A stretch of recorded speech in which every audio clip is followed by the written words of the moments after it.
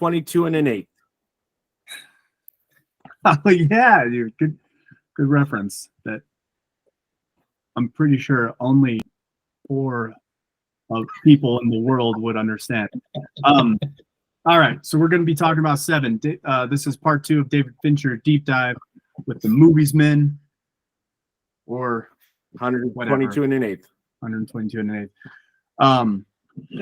Guys, all have your drinks. I've got my poison here. Don't judge. Water. Out of boy. Liquid death. What are you drinking tonight, Justin? Liquid death. Liquid death. Dope. Chase, liquid death. Yeah, just water, like the Nice. just Love still it. water. Drew? Mine will just be a boring old ginger ale, sugar free. Coincidentally, I got liquid death in here too. Like I just put it in my bottle because I was gonna cap it. That's the problem with liquid death, is you can't cover it. But I like Justin's model there too. Yeah. Liquid death. That's my. We need it. The one downside of having it in a can, is that once you open it, you got to finish it. But I like that there's no microplastics. That's good. Right. This is not a liquid death conversation, but I have a lot more to say about that later. All right, yeah, let's dive right in. So we're talking about the movie Seven. I know you East Coasters. What is it? 11:30. Appreciate you being willing to participate. I'm telling you, we could do this on weekends if it'd be easier. But Alan's like, "Oh, I've got a wife and kids and need to be a good father and husband." Dumb. So here we are on a Tuesday night, middle of the night on a weeknight, for you East Coasters. All right. Still recording. Okay. So yeah. So Seven. Can we just in less than 2 minutes each, I'm just gonna go around and let's just talk about our first experience with this movie. And it might have been this last rewatching. I don't know all of your histories, even though we're brothers. But I'll go first while you guys think about it. I was living in the shanty, that duplex that mom and dad bought when we were kids. Alan and Justin lived there. They moved out, and me and Eldon moved in, and like the Brooks brothers and all. And so we were on the bottom floor, and on the top floor, Sterling Smith moved in while I was living there. And we did this thing where he won $10,000 from a lottery ticket. Chase, you remember? I don't know. You guys might have been on your missions when this happened. But yeah. Chase and Drew, you guys remember. Sterling won 10 grand from a lottery ticket. and he was feeling rich, I tell you. 2004. And Sterling Smith was feeling rich. And so he moved out of his parents. He moved in the upstairs floor of our duplex. Just our duplex, our like shanty is just a rundown thing. He got his car all fixed up, and I was living beneath him, and I reaped the reward of every single one of those $10,000 because at least 3 or 4 nights a week, I'd get a text, and he'd be like, "You doing anything tonight?" I'm like, "No." He's like, "Come on up here. I ordered some pizza. We're gonna watch a movie." I'm like, "Sweet." And so I went upstairs, and he ordered so much pizza for us. And long story short, in less than 5 months, he was back to being completely broke and had to move out of the shanty because. But I ate all his pizza and I watched all his movies. And unfortunately, this was one of the movies. Was Seven. I was 18 years old. I had gone all my life pretty much avoiding most R-rated movies just because we had strict parents. So imagine my horror when I'm like presented this movie, Seven. I'm like, "Oh, Brad Pitt, awesome. It's probably like an action movie or something. Oh, Morgan Freeman, I like his voice." And then it's just a horrifying display of the most grotesque murder scenes and the most disturbing. And then don't get me started on the final scene. I've never been more put out during. I actually swore I'd never watch it again. I was so upset by the movie. So that was my first experience with Seven. Didn't know who David Fincher was. Didn't even know what Seven was about. Like in my 18-year-old mind, I was all about explosions, gunshots, and fast action. Wasn't really into character development, plot, those types of things. So rewatching it for this was a completely different experience. Chase, what's your relationship with the movie Seven? So the first time I watched it from start to finish was for this podcast. I had seen the first two murders, or the first two murder scenes, like in passing frequently, either traveling for work or when I lived on campus, they had like 6 or 7 channels that were just for on campus, and they just loop movies, whatever. And so like I'd start it and then I have to go to class or whatever. So I was familiar. The ending had been spoiled because of the internet. So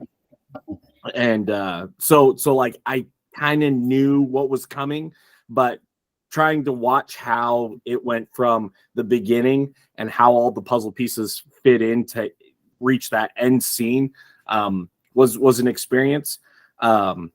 Yeah, and watching it this time like with a really critical eye, because I know what to look for in movies now, and it's not just a pastime.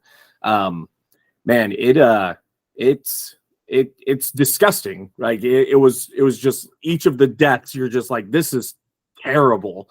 And yeah, I won't say I won't watch it again, but it's not gonna be like a repeatable, hey, I'm bored, let's throw on Seven.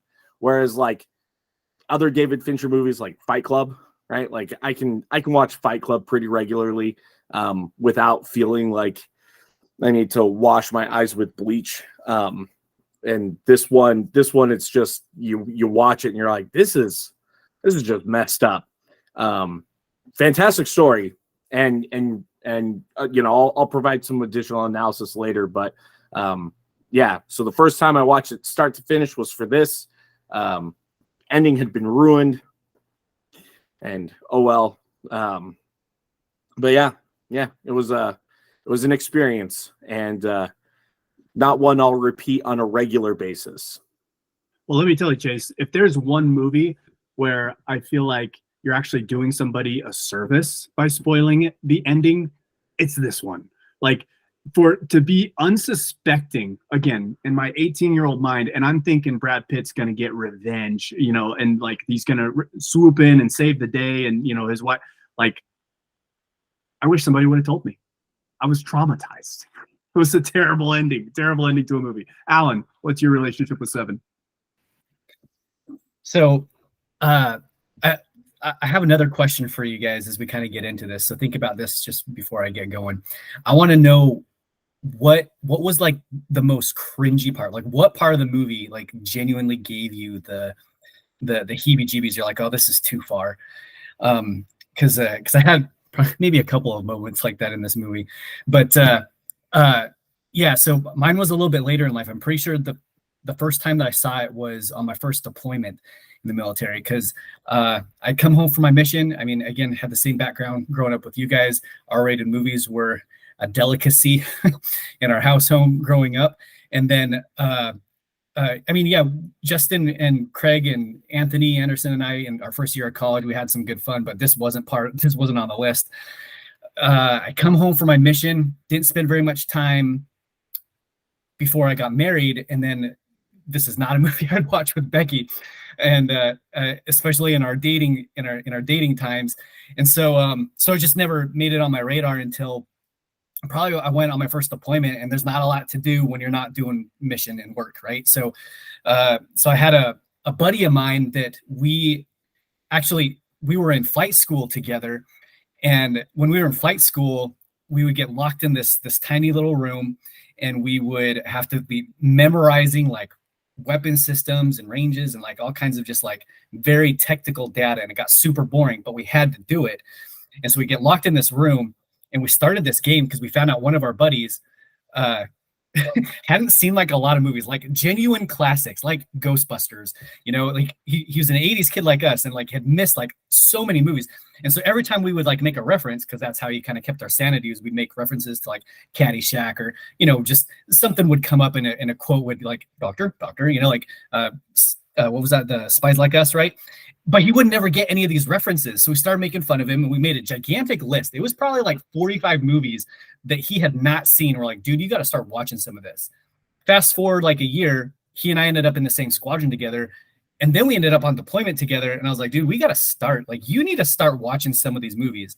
And Seven was one of them. That wasn't my recommendation, but other people in our little class were like, dude, you got to watch Seven. And so we decided to watch Seven. And I mean, it was very similar to Bo. I was like, all right, well, one and done. That was intense. And he's like my buddy. He was a good little Catholic kid too, and we're both just like, what did we just watch? And it was that was kind of our first experience. I probably wouldn't have watched this again, except that we were doing this. And I think I even said that in our Marcos, where I was like, this is a hard movie to watch. Like, okay, let's do it. For David Fincher, I'll do it. And I did. And we can talk some more. But that's my history with the movie. Love it, man. That's actually really cool. I love your deployment stories. You guys were so bored. It's almost like the mission again, where you're so bored that you are like cornered into creativity. And you figure out ways to entertain. Justin, give us your first experience with Seven. So again, I think I just watched it on like a TNT. And so I never really got the full effect until this time, even though I kind of knew what was going on. This was a lot more brutal. So I can't really say that I got the full experience until just a few, weeks ago. So that's, again, I'm very new to David Fincher other than these first two. So even now, this one really hits hard. Yeah. When you saw it on TV, I assume it was edited. It wasn't like a Cinemax channel where it was. No, it was definitely edited. Like it was still creepy and nasty, but it was like, even if you put this on mute, you still have nightmares.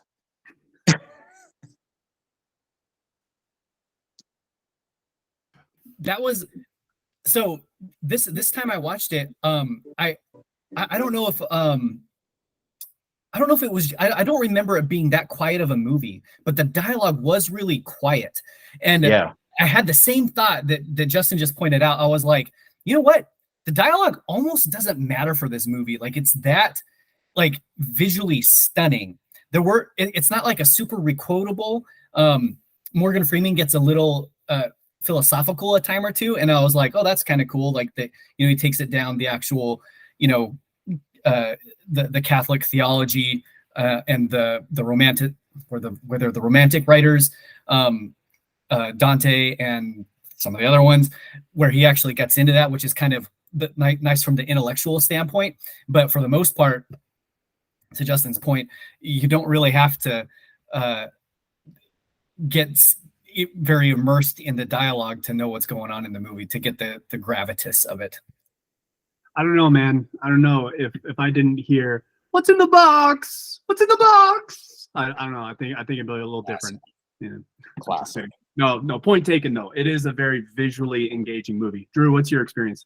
Yeah, Alan, that's an interesting point because, like when I turned it on, I was like, man, I almost am like leaning in to hear them, which I don't know. Maybe they did that on purpose because it like puts you in posture of suspension, And but my first experience with it was just it was a fateful. I was 17. It was a fateful, way too hot afternoon in mom and dad's bonus room, which all of my brothers, actually Justin probably remembers. You just kind of get like the bottom of your butt and back of your knee sweat. It's just like so uncomfortable. And I had it on, but people told me that it was scary. And this is before kind of my my courage to watch horror movies erupted. And so I was like 17. I had it on, and funny enough that you said that, both Alan and Justin, because I didn't watch the movie. I basically listened to the movie. So I did it backwards of how it should be done because I was covering my eyes the whole time because it really freaked me out. And so, but everybody knows those like 2:00 in the afternoon movies that you watch and you don't really remember them. You don't appreciate them.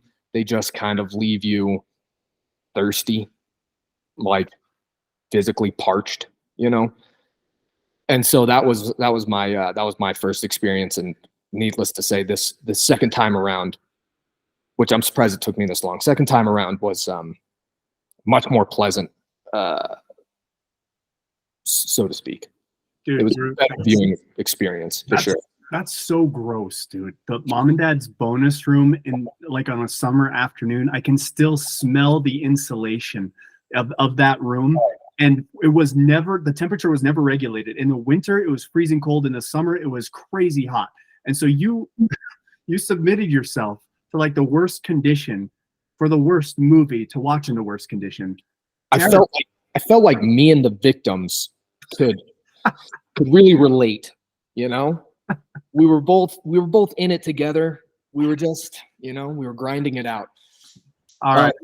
Okay. I'll start off really quick with Alan's challenge, because I was thinking about it while you were going about what part made me the most like icky. And I'm sure it's everybody's. It's going to be on the list. I've got two of them. The first one is the obvious one is the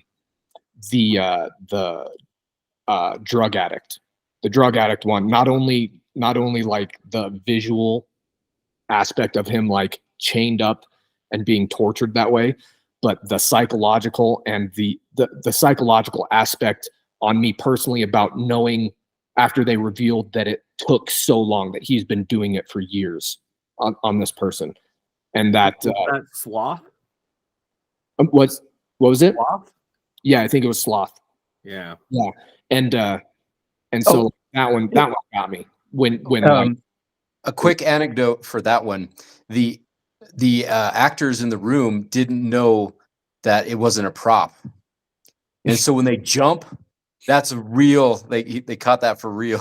Yeah. And that was actually the actor for that weighed 98 pounds that day. Yeah. And the producers and directors asked him to lose more weight for the role. No, it was 90. He weighed 90 pounds. 90? Yeah. That's like Christian Bale level dedication for a role. I don't think it was dedication. I think he was just like, I think he was a heroin addict, and they were like, we need someone. He's like, I need an 8-ball. Do it. Yeah. With that, there was a lot of extras in this movie that, they got this part and they had no idea what they were signing up for. So the big fat guy with the spaghetti, they were just looking for a big guy, and he didn't know that he would be having to sit there in his, like, it's prosthetics, gruel, whatever, but he'd had to sit there for hours. And I believe that said it was like 10, 14 hours, like Hobbit, Lord of the Rings, just to put it in. And so what they did was, because he endured all that, they gave him a big dong in the autopsy scene. So That was nice of them. To answer Alan's question, I know this is probably, at least when people first watch the movie, this is probably everybody's answer. But just in the context of the story itself, I find that final scene the most disturbing, because he makes a lot of good point, when they're driving out to that scene, and he's like explaining why, like he's justifying the murders, and he's making a lot of good points, to the point where like Brad Pitt's character is like getting super frustrated because you can't really argue it, and Kevin Spacey's just going on and on and on about how evil these people are. And so it almost like, if I give myself to the movie, which I tried to do, it's almost like I was along for the ride, and I'm like, I mean, that's how you write a really good villain, right? Is that like you can kind of understand their justifications. And it's not just like, I'm going to destroy the world. Like there's actual depth and intellect to the villain. And I think that final one where his wife's head is in the box is so disturbing, because she's the one undeserving person who got killed in that movie. And that just the psychology behind that as a movie watcher, like I said, I was 18, did a number on me. I was so disturbed by that. I was like, because I was so used to movies with happy endings, the good guy wins. Like, even if bad stuff happens during the movie, like it ends well. And this was like probably one of my first experiences of such a drastic, dark turn for the worse. And it was the most innocent character of the entire movie. Correct me if I'm wrong. I don't know if you guys heard this or if you read on IMDb trivia or whatever, but I remember hearing somewhere that Brad Pitt refused to accept the role because they did test audiences with different endings, and the ending that they went with eventually was not testing well with the test audiences, and so they were talking about rewriting the ending and refilming, and Brad Pitt refused. He's like, I'm like, you can't put my name on it, or like, I'm not going to be a part of this project unless it's this ending. Like, he wanted like the disturbing, like nail biting, absolutely disgusting, grotesque end, which says a little bit about, Brad Pitt, says a little bit about David Fincher, says a little bit about, everybody that participated in the movie. But I thought that was kind of interesting. Yeah. Just going on with that, the whole thing was, David Fincher was on board because he read the wrong script.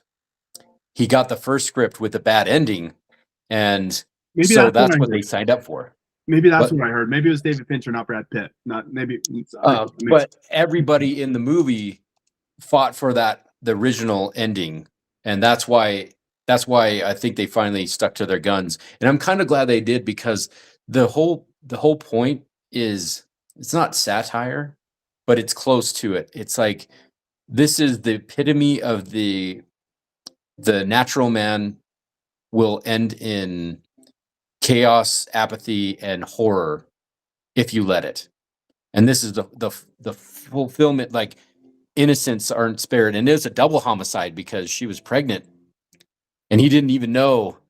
So it's like, it is the worst possible ending, and it fulfills wrath and envy simultaneously with that. And it is poetry in the worst way. It rhymes, and it's so perfect for the movie. It's like Edgar Allan Poe poetry. Yeah. Alan, what are you about to say? Do you guys remember, or do you guys see Law Abiding Citizen with Gerard Butler?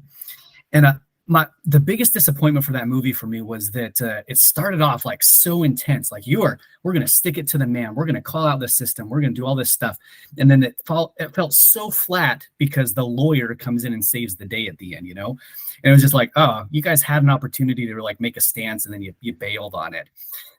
This movie, I think the reason this movie is a good movie is because they saw it through to completion.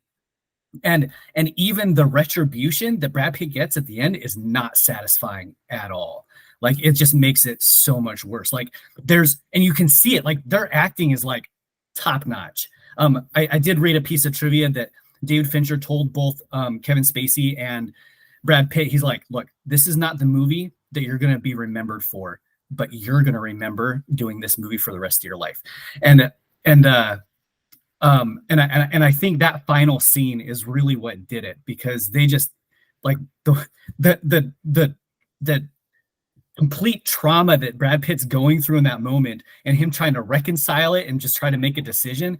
It's gut wrenching for sure. And Kevin Spacey's monologue, what Bo was saying just a minute ago, his villain monologue on their way out there is like so good. It's so convincing. And you feel that same frustration that Brad Pitt's going through. You're like, I don't think I can argue with this. Like, he's like right on point. But then his final act, the killing of the most innocent person in that movie, that's what puts it over the top, right? Like, it's just it's rushed. It's harsh. Chase, what about you? What are your thoughts on the most horrifying aspect of the movie? What was it? Lust messed me up, where basically they took the prostitute and had the guy, like, what was it, like, rape her with a knife. Like, that was that, like, and it was a pretty short scene, but oh my gosh, like, and they're all messed up, but that one, I had to pause and try and like process what like I had just watched or heard. It was like, this is just, you want to talk about effed up bad guys like that. I mean, like, in each of them had been terrible. Gluttony, right? Like forcing him to eat canned spaghetti until his stomach burst. Like, that's messed up. But yeah, the lust one, and it happens kind of fast, and it's pretty in the middle, and there's a lot going on around it. I think it's only like 2, 3, 4 minutes scene. where they talk about the crime scene. But yeah, that one was just messed up. Yeah, and Alan kind of touched on this, so I'm just going to kind of piggyback on what he said earlier. But the part of the genius of this movie, in my opinion, is that none of the murders were filmed. You show up afterwards, and then you have to piece it together. Like the characters are piecing it together, and you're along for the ride. Like it's a detective movie, and that's what, that's the intrigue. It's not like a Saw movie where the intrigue is the killing itself. This movie, the intrigue is the killing happened. Now, what are we going to do with it? And what are we going to do about it? And how are we going to get to the bottom of it? And now, like, we're recognizing patterns, and it's just getting more and more grotesque. But it, like, to Chase's point, we didn't see that happen. It was just like the discussion of it in the interrogation room, and you're just like squeamish, And I think that's part of the genius of this movie is it's a detective movie with really grotesque scenes, but it doesn't actually like put under the microscope the act of the grotesqueness. Justin, you got your hand up? Yeah, so I was gonna say this is kind of like I view it I don't know what to call it, but so I'll just call it the Mission Impossible scenario, where the main character, Ethan Hunt, never fires his weapon in the first Mission Impossible. And it's a really cool thing to think about. In this one, there is no violence seen on screen. Really, I mean, he's shot at once. He doesn't fire back really. I mean, if my memory serves me correctly, I think he's pointing his gun and he's going to, but he's shot at, but he doesn't really fire back. The only violence that actually happens is at the pinnacle at the end of the movie. And you're not even sure if it's going to happen or not, And so when he finally fires his gun, it's just like, oh my gosh. But they didn't even show that. They didn't even show that. Like, no, they just show his eyes as he's firing, right? So again, they showed like the way that they were able to like show the audience grotesque violence without showing it is even more psychological, because now you're left to your own imagination on how cruel he was versus what actually happened, which is sinister. And they were descriptive enough in like how, right, like Sloth, the Sloth victim, where they're like, he was there for a year, just slowly dying for a year, tied up into that bed. And you're like, that's just, right. The doctor's line is like the most cruel thing. He's like, yeah, and he still has hell to pay. Like, it's not over for him. He still has hell to pay. You're like, oh man, that was a brutal line. I was gonna say what I feel like David Fincher, maybe they do, but I feel like David Fincher and Brad Pitt need more applause. As I was like doing the trivia work and stuff, David Fincher, one, like you said, Justin, got the wrong script, or maybe it was Chase, got the wrong script, and then like he went in saying this has to be this way. First of all, he came off Alien 3, which was a block. It just wasn't good. Like Hollywood didn't like it, critics didn't like it, audiences didn't really like it. And then Brad Pitt was coming off Legend of the Falls, which was also not like one of his worst movies, arguably.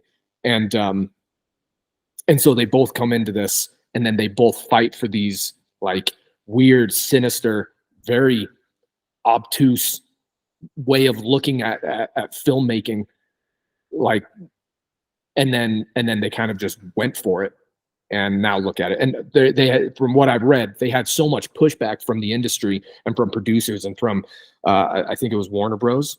who had it, but whoever the company was who owned the rights, they were getting so much pushback for kind of the dark themes of it, and they still, fought for their vision.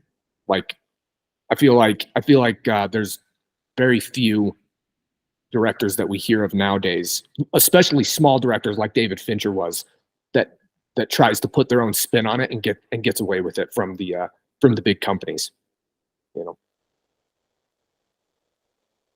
Yeah, Yeah, and that's what I wanted to kind of transition to is since we are doing a David Fincher deep dive, just wanted to get you guys' thoughts on like what made this movie enjoyable this time watching it through this lens of like we're gonna watch all David Fincher's movies and analyze him as a director.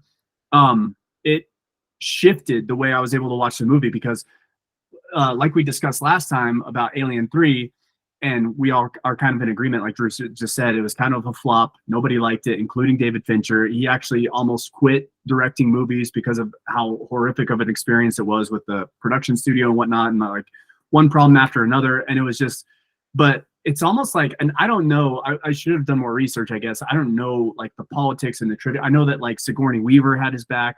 Like the people who worked with David Fincher on Alien 3 really liked him, and somebody convinced him not to quit, and somebody convinced the studio when he got this movie to just like leave him alone.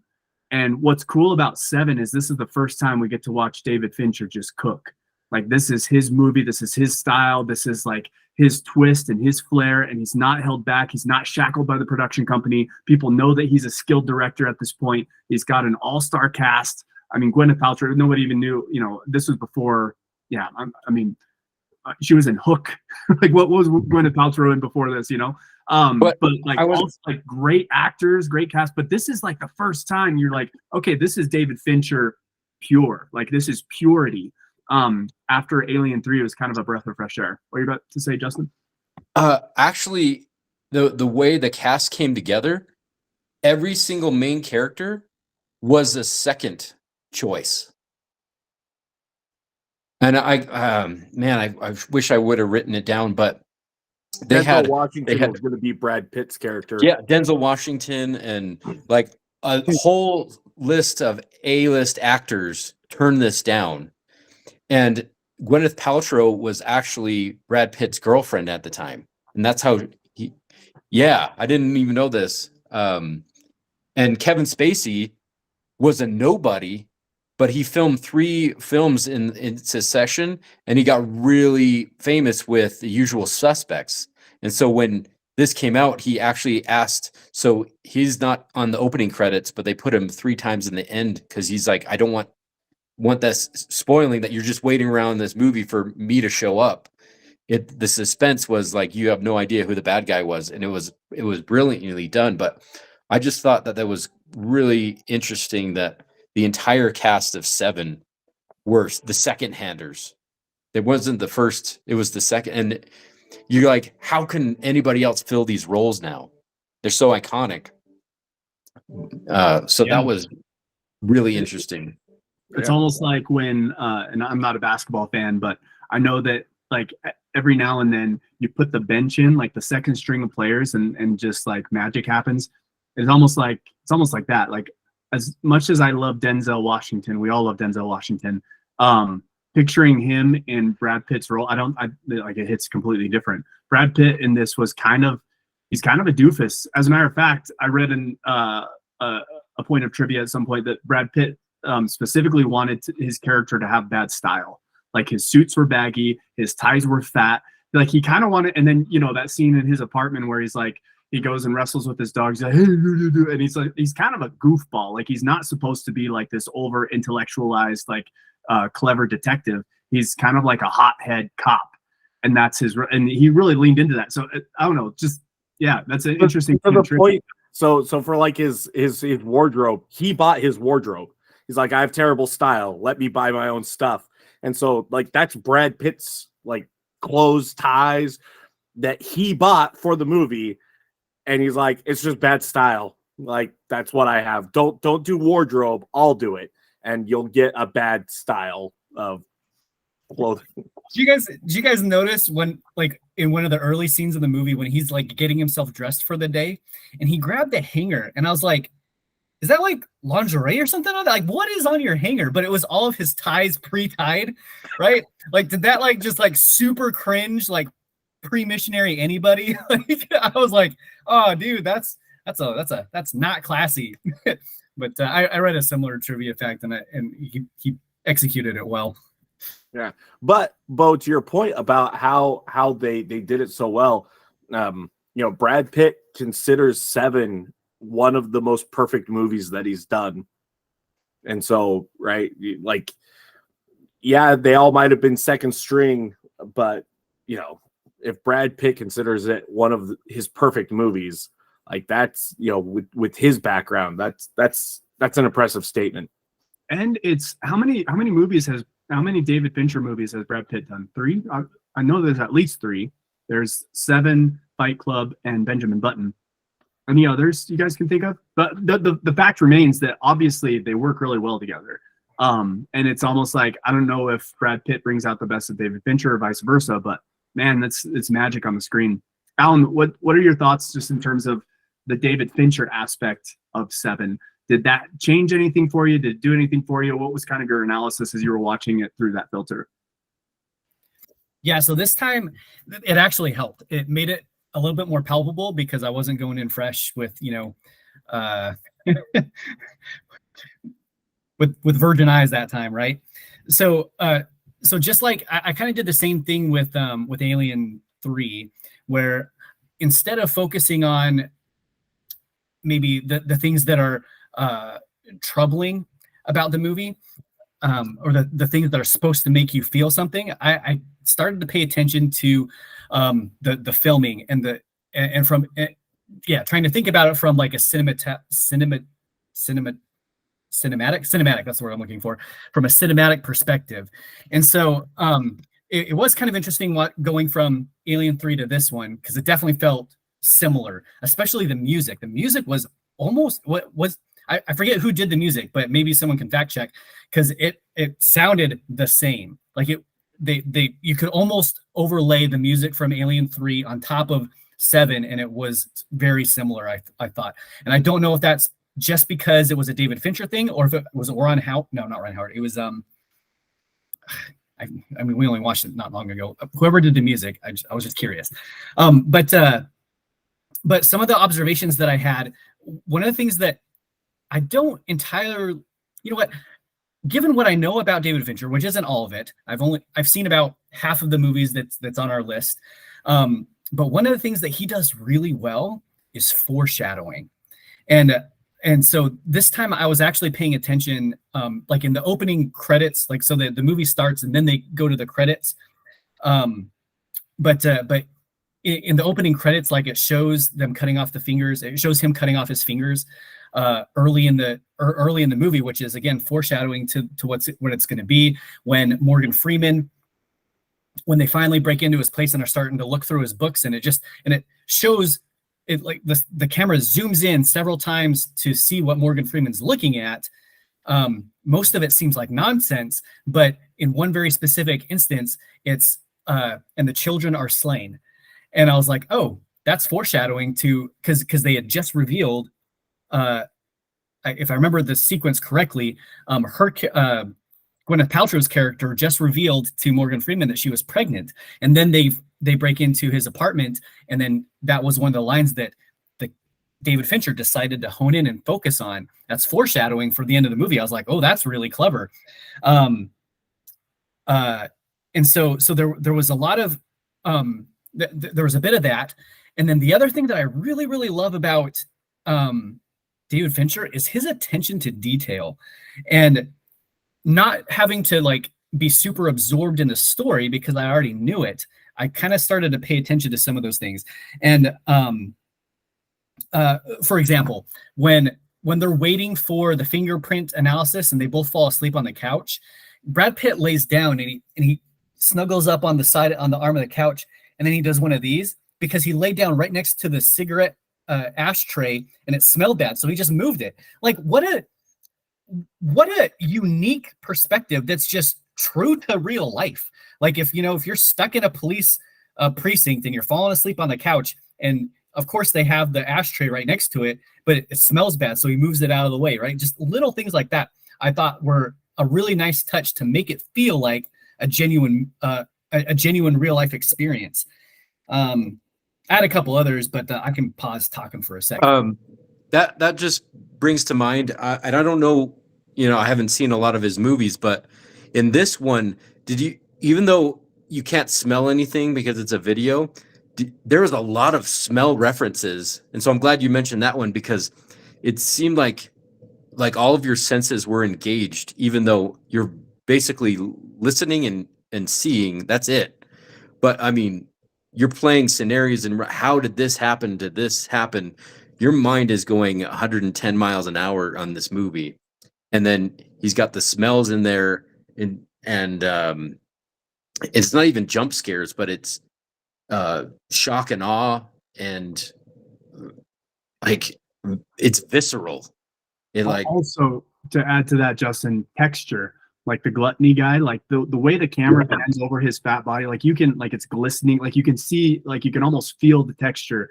Like Yeah. to the point, like David Fincher is really good at like bringing out smells and textures and engaging all of your senses from the screen. It's pretty incredible. Yeah. So is that's a theme that I'm going to see later on in other films. Yeah, I never even thought about that, but I'm going to pay attention to that too. Drew, what do you think is unique about David Fincher in Seven?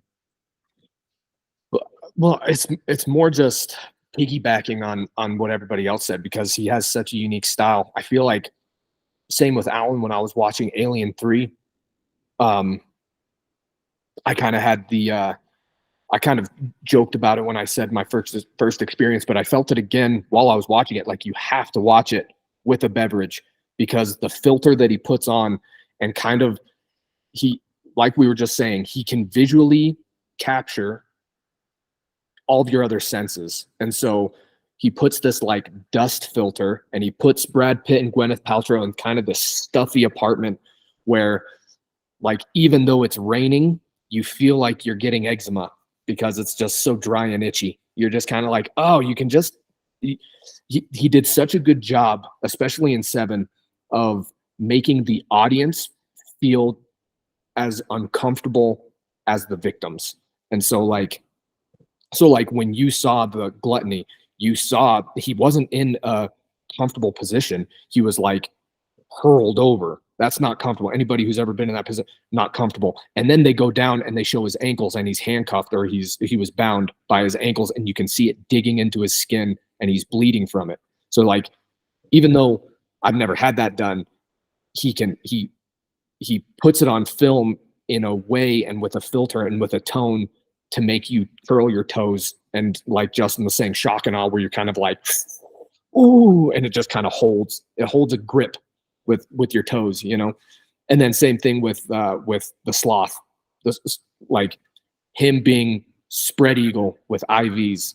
Never had that done to me in my life, but for some reason I could feel the discomfort. And then not even with the victims, you go back to like Morgan Freeman, they're constantly wet, and like everybody knows that feeling. And it's like, when it's a luxury to be dry, you're uncomfortable, you know. And so, And even their apartment was shaking. Remember the subway, and even though you didn't move, the camera moved just enough, you could feel that atmosphere. but like you see, like I feel like out of all of the scenes that I'm referring to, their apartment scene is the best one to get across the point of being in discomfort, because he's the good guy. You should be rooting for him, and like you are kind of, but then like you see his living conditions, and you just are you instantly feel bad for him, because you're like, he's not sleeping at night. He's just trying to do the best that he can. And all of these things start stacking up, and you're like, it's just so uncomfortable. And Gwyneth Paltrow's being a gem of a wife or girlfriend. I can't remember. Wife? I think it was wife. And then all of that just to lead up to the ending, where you're like, there is no comfort. Life is uncomfortable.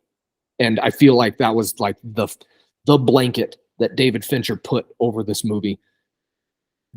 And he was able to portray it through film, which is incredible. And even though I didn't enjoy Alien 3, like as like a view, I didn't find pleasure in viewing it. It just wasn't, we already talked about it. But with this one, I felt the same way, but I could appreciate it more. Or I guess I didn't feel the same way. Like, I loved the movie, but in Alien 3, I could feel the discomfort of all of the like prisoners. Like, they were all sweaty, and not just like they've been jogging for 5 miles sweaty. It's like they're shoveling coal next to a furnace, sweaty, uncomfortable, you know. Yeah, And they're like clammy. yeah, like you wouldn't want to hug them, you know. Yeah, and you brought up a couple things that just in my mind as you were talking, like the apartment scene. Can we just give David Fincher a nice little shout out for comedic relief in a movie like this? Like in Fight Club, there's a lot of dark comedy, I would say. Like humor is a part of that movie. Humor is not a part of this movie, Seven.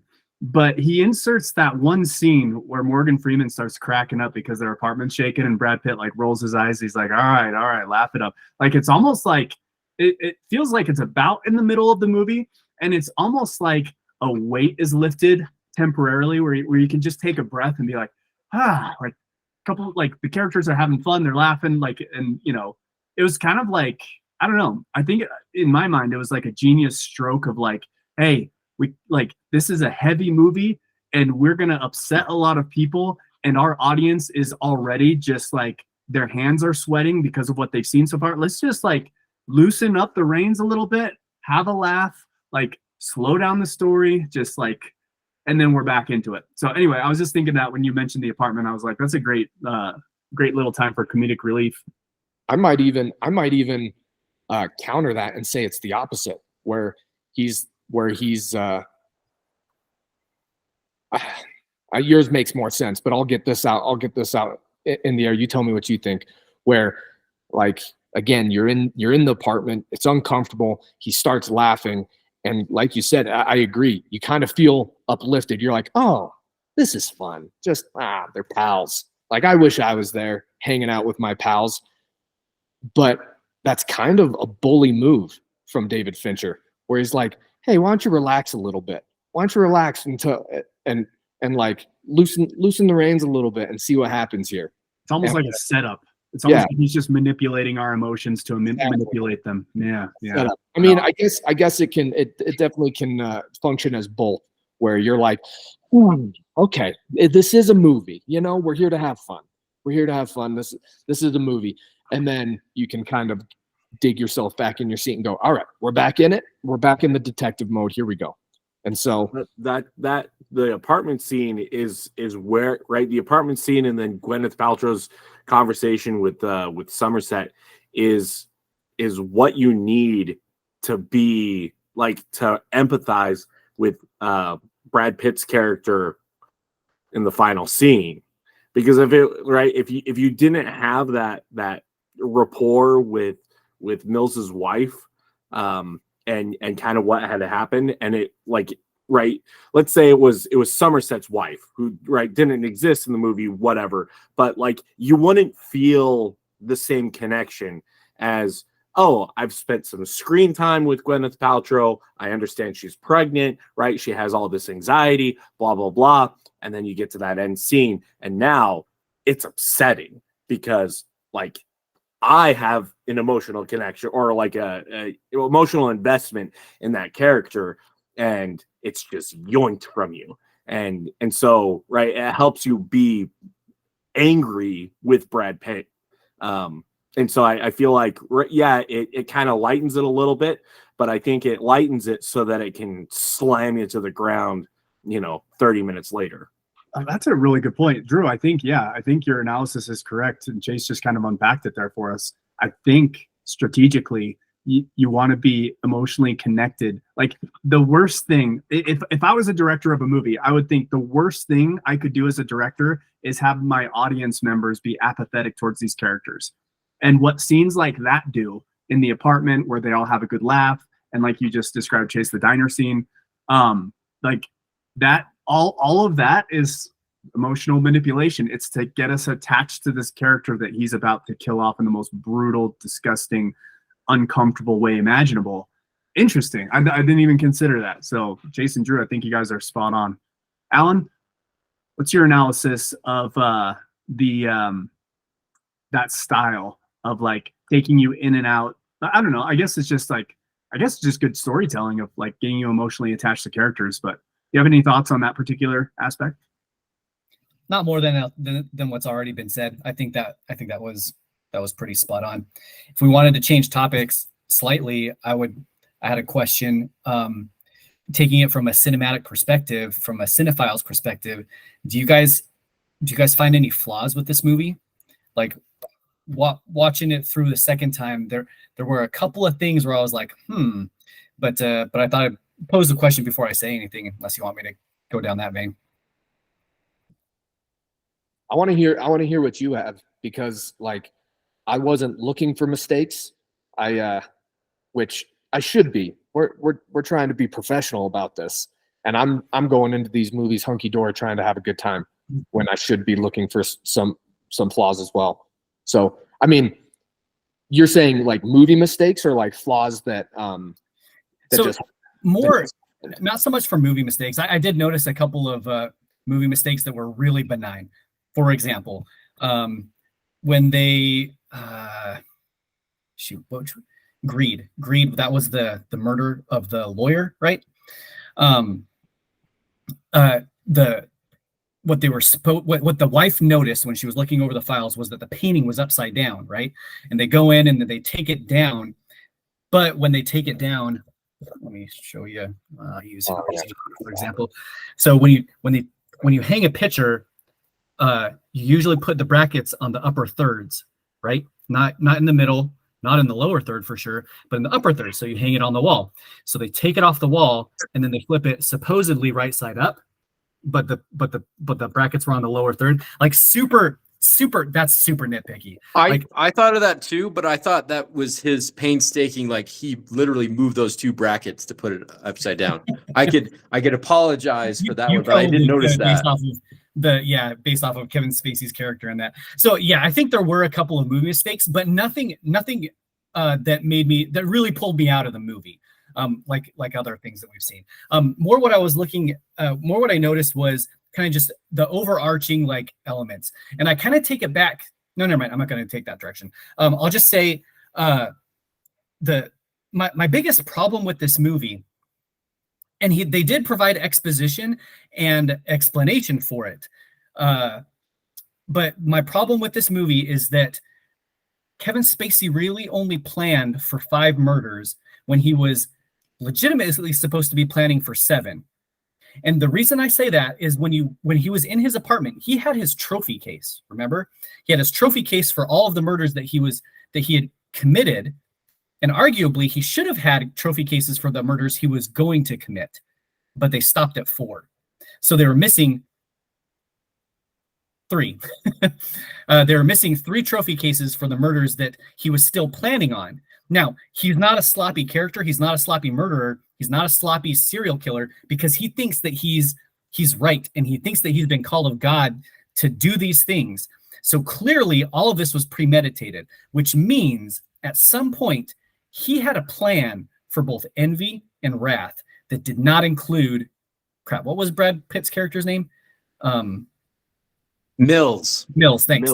Because Somerset was Morgan Freeman. So my only continuity problem with this movie is that Mills is introduced as these murders are beginning, which means that Kevin Spacey's character, it's 7 days, right? The movie begins, I've only got 7 days left of my my career, and day 1 is when the first murder happens, and he was doing a murder a day. For 7 deadly sins, 7 murders, 7 days. And so that means that Kevin Spacey should have had a plan for wrath and envy. And even if he was still going to be envy himself, I think that there was somebody else before Mills ever showed up. And so I think it's a continuity problem to the movie. But he kind of explains it, because he does say, right, like he's like, you forced my hand and I had to, jump the gun, or whatever he says when they found him in his apartment. So he kind of rushed the model murder by killing her. Like, it was rushed, obviously, but I still think that he should have had, or was supposed to have, 2 premeditated additional murders that wasn't accounted for, which made for a good twist. But on the second watching, that was my takeaway. I was like, I think that's a problem with the movie. Chase, you're unmuted. Were you about to say something? Or Drew, go ahead. I was just gonna say, he took a picture of Mills, so he was planning for Mills. But that's an interesting point that you bring up, because if not Mills, then who? Who's working on these cases? Who does he know would be working on these cases? Somerset? I feel like they paired them together because even if Mills was irrelevant in this movie, Somerset would still be on the case. In fact, he was, if I remember correctly, he was for the first murder, and that's when Mills came in, and then he told Mills to go get him coffee, and kind of set the tone for the relationship for that first act. But if it was Somerset that he was planning on, how? I mean, it might have been some like, and right, if he figured he was going to be the wrath victim, then maybe it was just he was and maybe he had a plan. Again, this is all speculation and nothing, but maybe he had a couple of different like envy points that he could do to trigger a visceral reaction of wrath.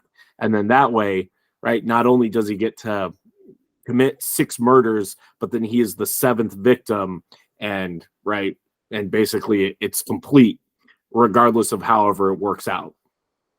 Like Alan said, he's not a sloppy character. So like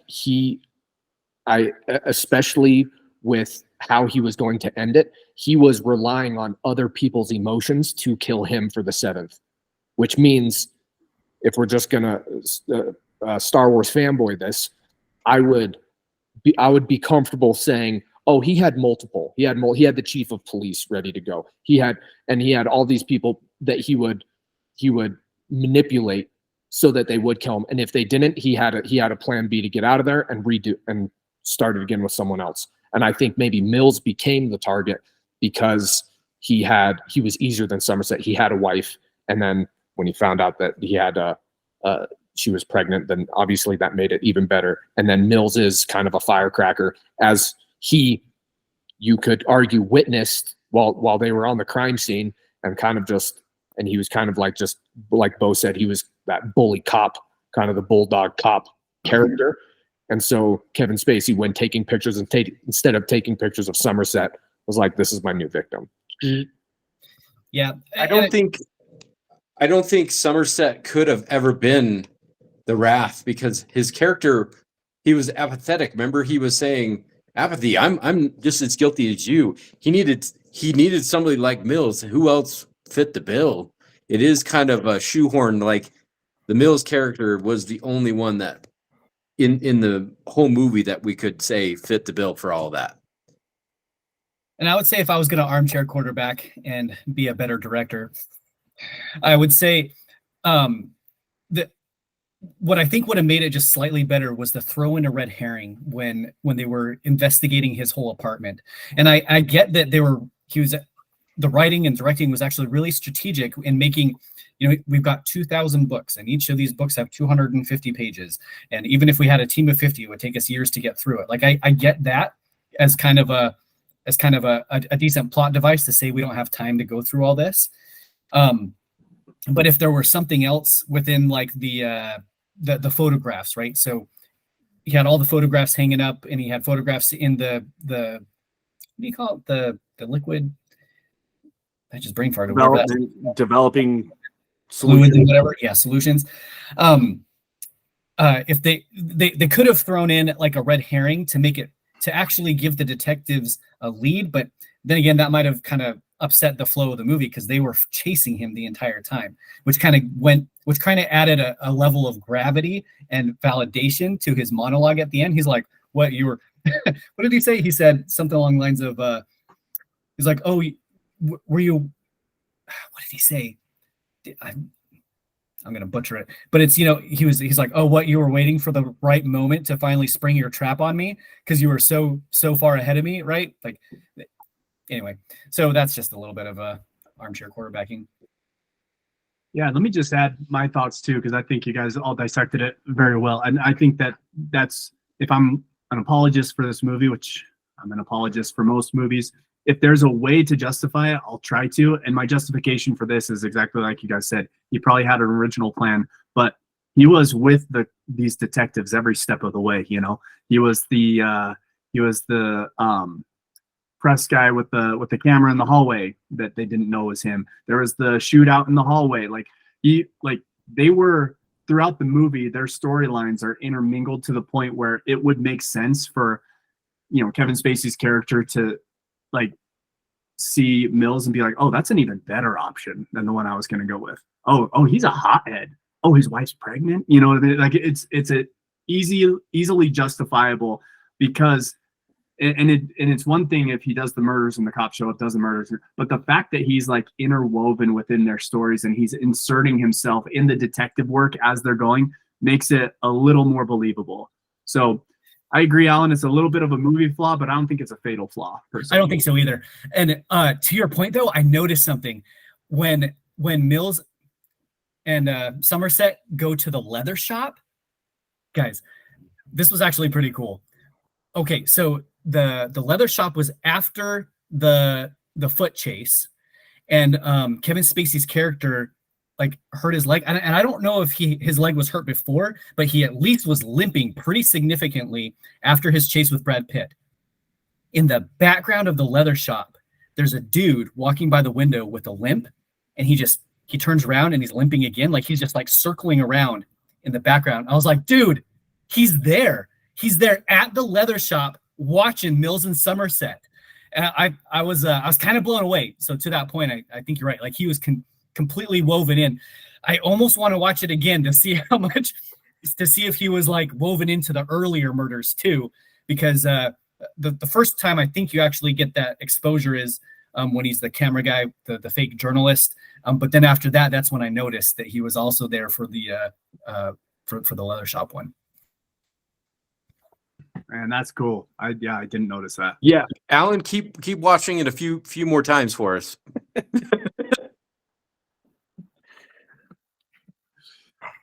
One thing I wanted to mention too, and this is kind of a dumb talking point. It's almost like too easy. It's almost like a layup because everybody talks about it. But the fact that the city they're in is never mentioned, and again, I hate saying this because it's kind of it's a cliche at this point, but the city itself is like a character of the movie. Boy, that's cringy to say because, but I think this movie is like a great example of that, because I feel like that phrase that's like kitsch and cliche that I hate. The reason I hate it is because people use it. It's overly used in like very non-relatable situations. And I was gonna say, like, is this the first time maybe? Because when did this movie come out? Was it 90? When was it? 95? 95? 96. 95. Filmed in 95, 96. probably released in 96. And so I'm like, is this the first time a city's like that involved? But it's not. Look at Rocky, like the Philadelphia in the first Rocky movie was definitely a character in that sense of the word. So David Fincher's not the first to do this, but I feel like he leveraged it very well. And we've already kind of talked about like the visceral texture, the constant drizzle of rain, like the but I don't know. I'd be remiss if I didn't point that out, that this city, like the movie would be so different if it was in Southern California, be a completely different feel. Which is funny because it was filmed in LA. Was that? Yeah, there you go. The person who wrote the screenplay, it was his experiences in New York in the 80s with the Coke epidemic. And so a lot of the stuff is from New York City, but I like that it can be LA, Chicago, any city with a city, and it has to have a subway because it has to shake the house. But it's, like I said, it's more of a metaphor of the human condition. And I was thinking about the thing that Morgan Freeman says, and I was trying to look for apathy, but at that point, I was already halfway through the movie. So I couldn't really see a lot of the apathy, but there is a lot of, people looking the other way and not caring. The boss didn't care. Well, especially about Mills. He's like, shut up. I'm listening to Somerset. But did you guys see any of the apathy? Like people didn't care? Now that you mention it, yeah, I didn't actually specifically think about it while I was watching. I think that's a really good point, though. extras were apathetic. Like the chief of police or whatever, he was the city was apathetic. Even to the point where, Mills' real estate agent was apathetic. Selling them that apartment that shakes. Like there's just apathy all over the place. This movie is so not rewatchable. And it's designed that way. And I applaud David Fincher for making it so unwatchable, because it's just, you're in a state of discomfort from start to finish, not only with the murders, but with the city, with the setting, with the apathy. That's a really good point, Justin. I didn't even notice that.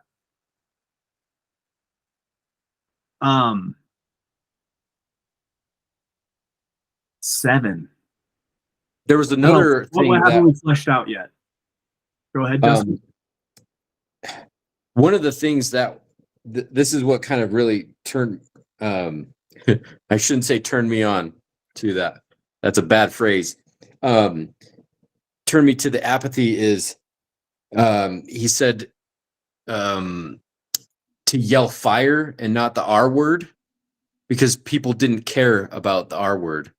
They cared about fire, and that they would, if you're so I was like, yeah, that's, I mean, more so today than anything else. There's the epitome of our crumbling everything. Chase, sorry, Chase. I think one of the other things that we haven't discussed, and maybe it's our last topic or whatnot, just looking at the hour, is how the difference between how Mills and Somerset approached their investigation. So Mills tried to take the approach of inserting themselves as the criminal, and he tried to embody and understand like what were the motives of John Doe, versus Somerset took an approach from looking from the outside looking in, where he went to the library, he did a ton of research, he was trying to understand like the meta of everything that was going on, so that he had the holistic picture to be able to come in and understand what was going on. And then having those two paired together, right, you got both of the perspectives, you got both of the ways that they were approaching and doing their investigation, which, right, ultimately led to their discovery. But it's just, different styles of how do you pull information together, how are you approaching this, and they were very different. But I won't even say one was better than the other. It's just different styles that yields different results, and when you have the two together, it yielded really good results. Yeah, this is a great example of contrasting characters. The entire movie, Somerset is doing things by the book. He's very methodical. He's analytical. Meanwhile, Mills is busting down doors without warrants. He's chasing down bad guys. He's very physical. I think that was a great dynamic of the movie, just in terms of character development, character building. Just having the two be such like in that stark contrast towards one another. I think that's something that added a lot to the movie. Did you guys notice Morgan Freeman, Somerset goes to the library and checks out books and doing the deep dives. And then remember the scene where Brad Pitt is like trying to give it like a legitimate like go, and he's got Dante's Inferno in his hand, and he just slams it, and he's like freaking out because he's like, "This is so stupid! I can't believe this!" And then the cop comes up to the window. Did you notice what he gave him? He gave him all the Cliff Notes version for Dante's Inferno, and like, and then, like all these like really deep Catholic literatures. He's like, "Perfect, good job, cop. Thanks a lot. You're doing a good job." And it's like, yeah, he goes for the shortcut, right? Like he's trying to just get the job done and just cut corners. Basically, is really what it looked like. That was my you spoiled my ending. That was going to be my last thing. And it's like, just like he did with Dante's Inferno, I hate this movie. I'm going to throw it against the wall. But it is great for self-reflection, even though the subject matter is so dark. It's like Glenn Beck talked about this, how today's youth need to be, you take a little bit of darkness and then show them the light, because they're attracted more to darkness, right? To get the point across. And this is kind of, and so that was in reference to The Prisoner of Cell 25. That was the book, Richard Paul Evans, and he wanted to put prisoner there to get kids to want to, oh, what's the prisoner, instead of like the hero or the adventurer. So having the whole thing be like the worst outcome ever is what gives you hope that we're not, I mean, personally, I'm not this depraved. These 7 things need to be honed in and rooted out of your life, kind of thing.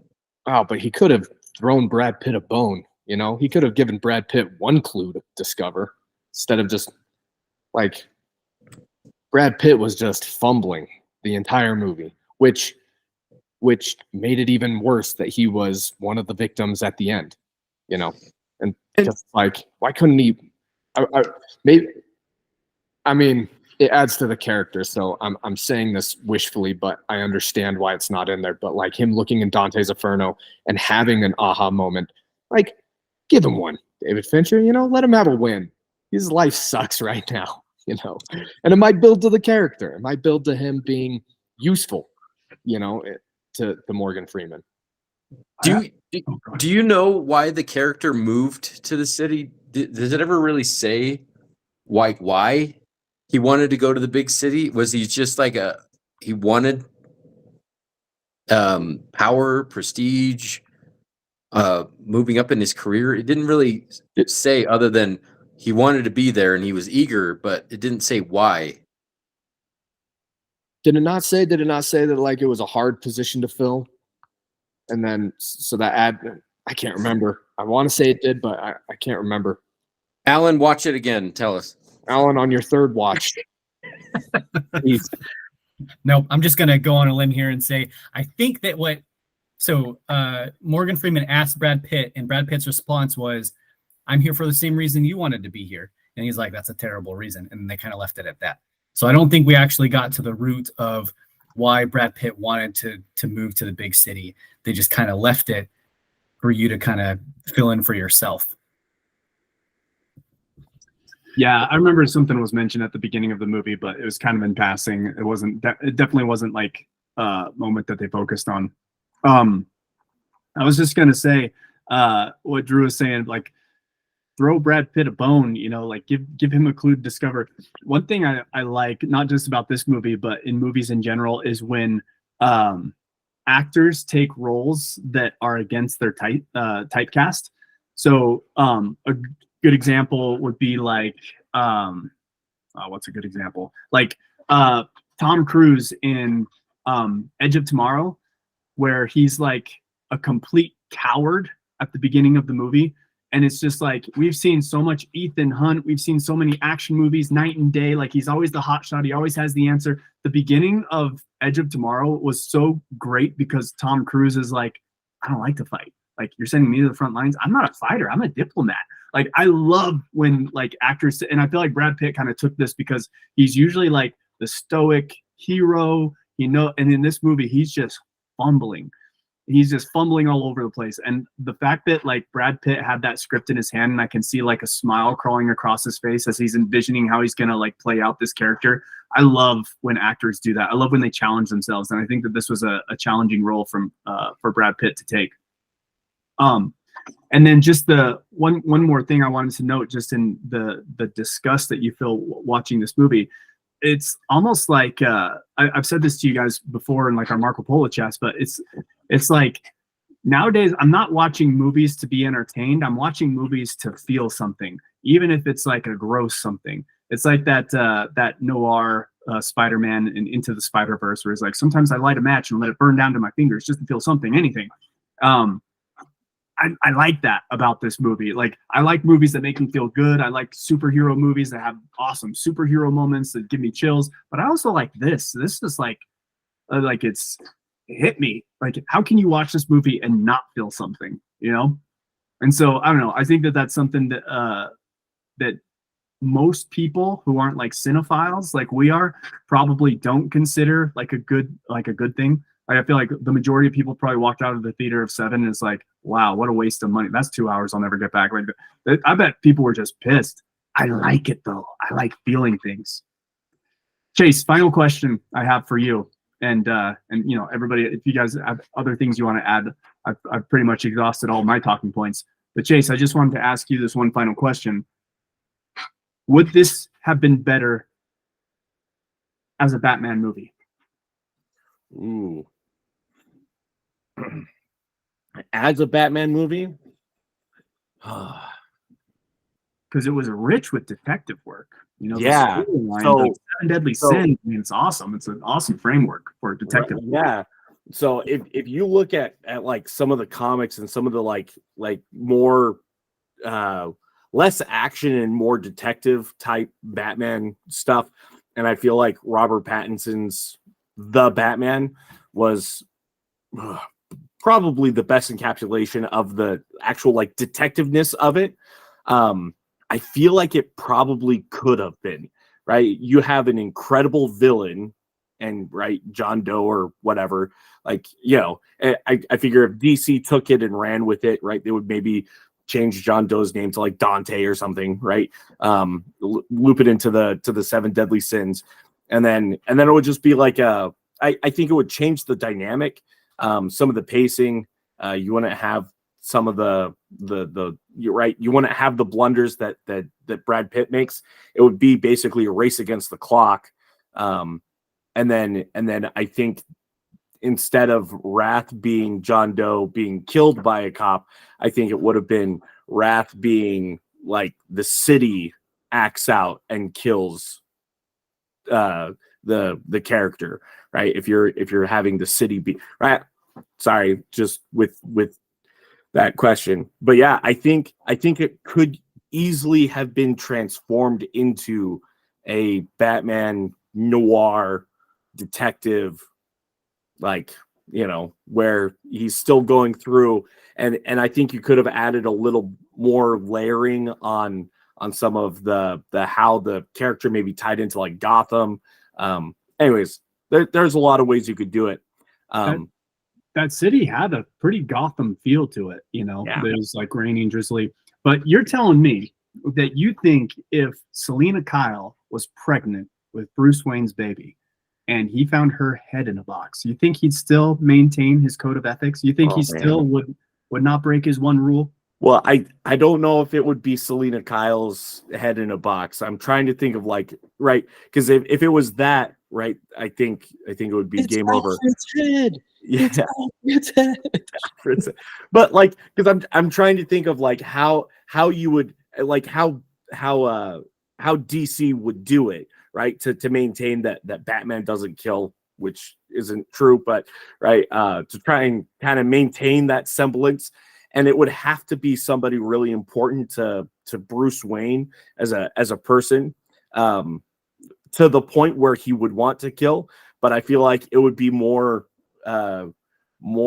satisfying if the city came up and killed the bad guy, and then that way DC can go, oh yeah, see, Batman didn't kill the bad guy, right? He was trying to like capture him or whatever, and it was really the city that did him in.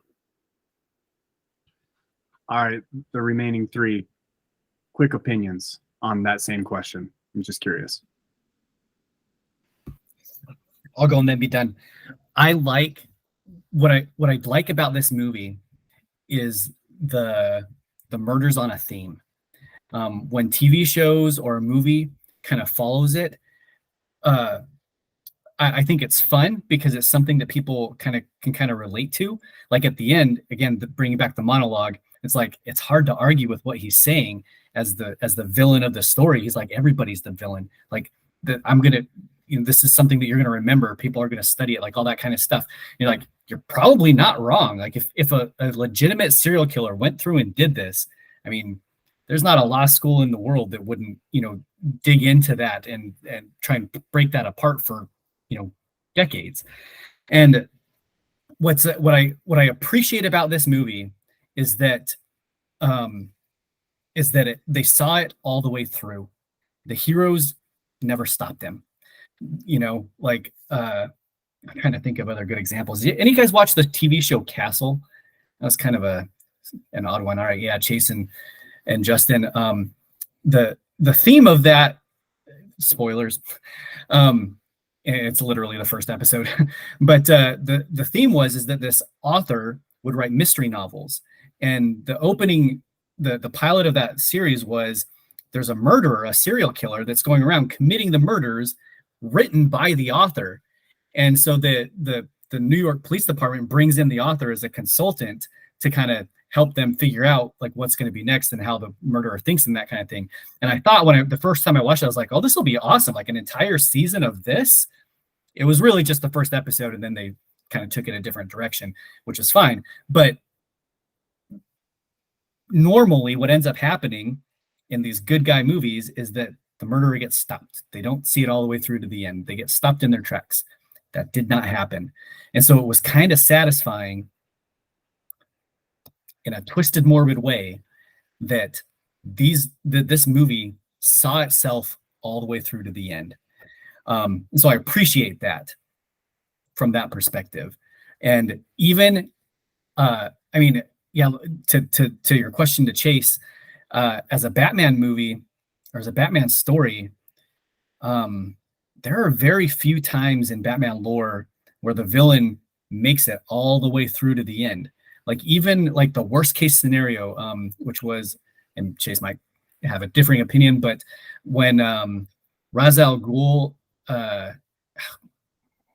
Babylon? Yeah, Tower of Babel. Tower of Babel, there it is. Yeah, the Tower of Babel, where Ra's al Ghul does the unthinkable and takes out the entire Justice League based off of Batman's research and planning contingencies for the Justice League. He still doesn't win in the end. Like they always provide a way for the good guys to come back and to redeem themselves, even if it seems irreversible. I mean, because that's the way comic books are. They just recirculate themselves. So even in like the most dire Batman circumstances, they still find a way out. There was no redemption in this movie. That's what makes it traumatic. That's what makes it like impactful. It makes it when you walk away, you're like, man, that was just rough, because there's no redemption. Even though like he got his revenge, like he did it, but it wasn't satisfying. I remember the first time I watched it, I was like, really? You're just going to shoot him in the chest over and over again? Cap his kneecaps, bust him up a little bit, make him suffer. Why did you just kill him so quick? It was like, anyway, so unsatisfying. Drew, what was that TV show with Kevin Bacon where it's kind of the same thing? It was like a thematic detective. Remember where the college professor was teaching Edgar Allan Poe, and then all of his students start murdering people, and they take out their eyes because the Edgar Allan Poe said that the soul was in the eyes. You remember that show? What was it called? Put me onto it, and the secret, I forget what it's called. I could look it up, but anyway, I'm with something. I'm with you, Al. I love detective movies and TV shows like that have a theme, and you articulate it very well. Like there's something about it where you as an audience member can follow along, and it's kind of like an intellectual, game of cat and mouse that you're along for the ride. It's super fun, and this movie I feel like nailed that with Dante's, with the 7 Deadly Sins. I thought that was really cool. Drew, final thoughts on 7? Twisted, but in a genius way. On a scale of A to F, what grade do you give the movie? Ooh, are we doing minuses and pluses as well? Oh yeah. Okay. A plus being like Interstellar. Don't say that in front of Alan. A plus being Interstellar. We don't have time for this discussion, but yeah, okay. I mean, it's pretty good, especially when you break it down. There's not much that you can dislike if it doesn't relate to like technology and the technology that they had at the time. But like the acting chops were good. Like if you just went row by row, dialogue was good, storyline was good, character development was good. Obviously, like the core principle of it was easy to follow, and like it wasn't easy to watch, but it's easy to follow. Like any young adult can watch that movie and understand what's going on. Like it wasn't so intricate, and so it wasn't a labyrinth that you had to get through, but it did keep you guessing. So you weren't getting like drugged through the mud. You were like on the horse with them. And so you're like, oh, okay. So I know what you know. There's not there, there's so many of those movies that have the scapegoats where at the end they're like, I knew you were going to do that, but I knew you knew that I knew, and so I did it. And you're like, okay, like, so you were just dragging us through the mud the whole time. This one didn't do that. This one, you're on the horse with them, and I think David Fincher did it. From Alien 3 to this, I didn't look up his film history, so maybe one of you guys can correct me, but like his first that I know of, his first big production was Alien 3.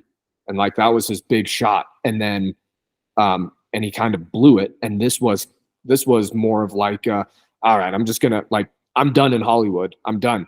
I'm just gonna do it. I'm gonna take one last shot at it, and I'm just gonna do it my way and come what may. And then he found his niche. He found his lane of like sinister, but it makes sense. You don't really want to watch, but you have to because it's so good. And he found it in this. So I'm excited to see kind of how it continues on because I've seen most of his other movies. So I'm excited to go on. Next time we get on here, we'll be talking about The Game. And I'm excited to kind of go watch that with a new perspective that we kind of talked about here tonight. So great, you give it, Drew. I'm giving it. I think all things considered, I think I'm giving it a solid A-. I think if it was a Batman movie, we're at A+. But with just a regular old boring detective movie, A-. I agree. All right, Justin. Final question for you: if your life falls apart and you go a little bit cuckoo and you decide to become a serial killer, how far down the list is John Doe from the serial killers you've seen on screen that you're going to try to emulate? Boy, like how much fun will the detectives who are trying to catch you have? You know? So keeping this morbid, the prop staff took 2 months and $15,000 to make those books as real as possible. Like they wrote like tons of pages in those notes. So like you can read those and they're a lot of gibberish, but his nonsense. So if you're going with the character on how detailed he was, I don't know if I could write that much. But I think it would be funny to have like a key or something related to the next murder inside of the next person. Yeah, that's not morbid at all. Just like insert some random thing from this murdered guy into this guy, and then unfortunately I've seen a lot of Criminal Minds. And the problem is you have a type of person you kill and it's pretty easy. So if you wanted to be a serial killer and not get caught, you kill dispassionately and you kill in different states because the precincts don't correlate with each other very well. And never more than 1 or 2 murders in a city and you'll never be on the serial killer list. And I should stop there. Good answer. I was just about to say, I like, if we ever lose touch, Justin, I will delete this video from the internet to give you as much leeway as we possibly can in your devious activities. Drew, what were you about to say? On this topic, just one final thing. I'm sorry, I know we've said that a couple times, but I want to know who did it better. So name another on-film serial killer that did better than John Doe, and you can't use the Zodiac because that's David Fincher. Can you think of any? I was sitting here thinking, I was like, does he hold the number 1 and 2 spot of on-screen serial killers, like portrayal of on-screen serial killers that he directed? Like But the Zodiac. Zodiac's a true story, right? Like, so when we get to that one, I know that's a couple weeks down the down the line. But the Zodiac killer was a real person, right? That actually did all those things. Like, so sure, there's an element of realism to that, but I think this is more fun, right? Like, to answer your question, nothing comes to mind right away. Yeah. I guess my question is, I would say Silence of the Lambs, Hannibal Lecter. I think that was a right, and you have that Hannibal, and then the prequel Red Dragon. I would say that is a contender for on-screen serial killer like meticulousness. And Anthony Hopkins playing Hannibal Lecter, man, it was that was up there. But yeah, like this is probably top 3. And I don't know how I would rank whatever, but I would say, just knee-jerk reaction, Silence of the Lambs would be a contender for me. No, you guys have all missed the mark. It's Jim Carrey's portrayal of the Riddler in Batman Forever. He is by far the best. It's so funny. I thought you were gonna say the number 23. No, I'm a sucker though. I'm a sucker for ciphers and codes with serial killers. It's just so fun, and this movie was a great depiction of that. Drew, were you about to say something else? no. Okay. Well, let's wrap there because Alan's got to wake up in 3 hours. So we'll wrap there. But boys, this was a fun conversation. 7. All right, so we'll plan on. Let me. I'll pull up on Marco Polo and I'll talk to the whole group and see if next Tuesday works or the Tuesday after for the game. Because I originally said every other week. So let's figure that out. But if there's no final words, I've got one final thing to leave us. They did actually make a head of Gwyneth Paltrow, even though you never see it in any cuts of the movie. And it was actually used in a movie, Contagion, when she died. Her head, the death head, that's Gwyneth Paltrow's prosthetic head that they made for 7 that they never actually used. Spoiler alerts. The fact that prop was in a garage somewhere for like 10 years, it's crazy. How many people did that scare when they walked around the corner? What's in the box? Yeah, the fact I can just imagine it's like some prop dude's like, you know what? I think we're gonna keep this. Like, we put all this work into it. I think we're just gonna take it home with me. And then I'm making this another movie, whatever movie Justin's talking about. He's like, hey, you know what? Speak of the devil, I know a guy. That's hilarious. And good on Gwyneth Paltrow for still looking as young, 10 years later or whatever, as she did when she made 7. What an actress. What a gem. All right, boys, let's wrap it up. It's been fun. You guys have a good night, all right? Good night. Peace out. Night.